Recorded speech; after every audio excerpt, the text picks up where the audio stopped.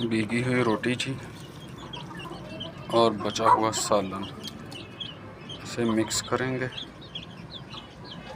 और छोटे चूज़ों को और बड़ों को भी देंगे, क्योंकि ये रेशा और बोर्ड बंद ऐसे मसले मसाइल छोटे छोटे जो है उससे प्रोटेक्टर का काम करता है।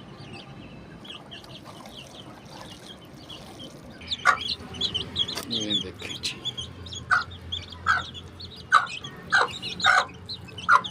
बीच में सालन भी मिक्स है और साफ जगह है। ये कर ली थी मैंने।